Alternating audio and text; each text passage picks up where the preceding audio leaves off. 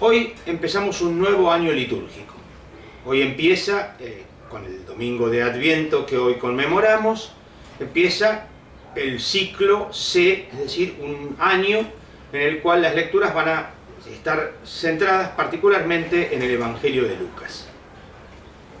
Y entonces, como corresponde al tiempo de Adviento, suele pasar que el primer domingo de Adviento está más centrado en Jesús que va a venir en lo que se llama la segunda venida, la parusía, que en griego quiere decir visita. Mientras que las demás lecturas, los demás domingos, segundo al cuarto domingo de Adviento, las lecturas van a estar centradas en preparar a Jesús que viene en la Navidad. Bueno, vamos a escuchar entonces la lectura del día de hoy, del Evangelio de Lucas, para después hacer una reflexión.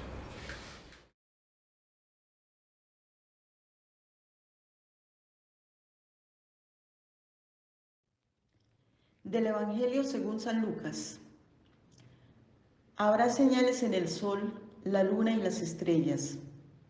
En la tierra se angustiarán los pueblos, desconcertados por el estruendo del mar y del oleaje. La gente desfallecerá de miedo, aguardando lo que le va a suceder al mundo, porque hasta las fuerzas del universo se tambalearán. Entonces verán al Hijo del Hombre que llega en una nube con gran poder y gloria. Cuando comience a suceder todo esto, enderécense y levanten la cabeza, porque ha llegado el día de su liberación. Presten atención, no se dejen aturdir con el vicio, la embriaguez y las preocupaciones de la vida, para que aquel día no los sorprenda de repente, porque caerá como una trampa sobre todos los habitantes de la tierra. Estén despiertos y oren incesantemente, pidiendo poder escapar de cuanto va a suceder. Así podrán presentarse seguros ante el Hijo del Hombre. Palabra del Señor.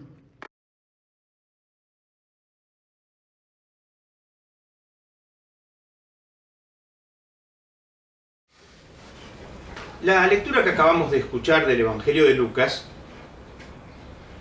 pertenece a lo que se ha llamado, enseguida lo voy a explicar un poco mejor, el Apocalipsis sinóptico.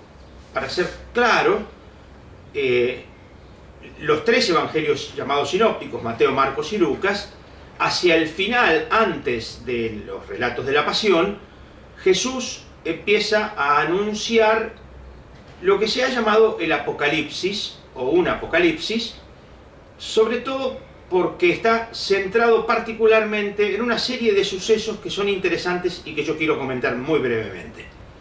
Primero que nada, un apocalipsis era un género literario que se usaba mucho en su tiempo, más o menos desde el año 100, 150 a.C. hasta más allá del 100 después de Cristo. Fue un modo de expresar, un modo de hablar, un modo de escribir. Y en este caso, este modo, como era una situación, un contexto particularmente crítico de persecución, de conflicto, etc., el acento estaba puesto en lo que nosotros llamaríamos, para decirlo sencillamente, buenos y malos. Y entonces no había grises. En la literatura apocalíptica en general no hay grises, hay blanco y negro, bueno o malo, vida, muerte, luz, tinieblas, verdad, mentira. Y por supuesto, los malos persiguen a los buenos, que vendríamos a ser nosotros en la literatura apocalíptica. Por ejemplo, se ve muy claramente en el libro de Daniel o en otros escritos apocalípticos de la época, donde los malos, en este caso los griegos, persiguen y matan a los buenos, es decir, los judíos que quieren ser fieles al proyecto de Dios, y los griegos que no lo entienden matan a los que lo... Bueno, esa es la idea en este caso concreto, es decir, la literatura apocalíptica presenta, los evangelios sinópticos presentan una estructura apocalíptica de lo que se va a llamar la Jesús que anuncia que se va, que lo van a matar, pero que va a volver. Esto lo hace los evangelios en un esquema apocalíptico. Por eso va a ser interesante notar una serie de elementos típicos de la literatura apocalíptica, por ejemplo, las situaciones de conflicto, las situaciones de juicio. Eso es típico, por ejemplo, se ve muy claramente en el libro de Daniel, en el capítulo 7, una situación de persecución y de muerte por un lado, una situación de un Dios que opta por un grupo por otro lado, Y un personaje central de la literatura apocalíptica es el que se va a llamar el Hijo del Hombre. En el texto que acabamos de escuchar lo habremos visto más de una vez, la referencia a Jesús que hace alusión a un Hijo de Hombre que va a venir. Todo indica, por supuesto, que Jesús está pensando en sí mismo, o los evangelios están pensando en Jesús. ¿Cuál es el tema que quiero señalar en este caso? Muy brevemente, la palabra Hijo de Hombre, por un lado el lenguaje semítico es un lenguaje muy redundante, y por supuesto un hijo de hombre es un hombre, un ser humano, como un hijo de un perro es un perro. Es decir, la idea sería, para no decir, un ser humano va a venir, y un hijo de hombre. Un ser humano va a venir para contrastar con los imperios bestiales. En este caso vendrían a ser los grupos bestiales, los grupos griegos, en el caso de Daniel, o el imperio romano, en el caso de los evangelios sinópticos. En este caso, así como a Jesús lo va a asesinar el imperio romano, también a los seguidores de Jesús va a haber situaciones de conflicto o de persecución, o de hecho en concreto, cuando se escriben los evangelios ya ocurrió la destrucción de Jerusalén, etc. Pero en este conflicto, por un lado entonces, las bestias, los imperios bestiales, griegos, Roma, persiguen y matan a los seguidores de Jesús. Por otro lado, Dios toma partido por algo humano, un hijo de hombre, algo humano que va a venir para empezar otra situación novedosa.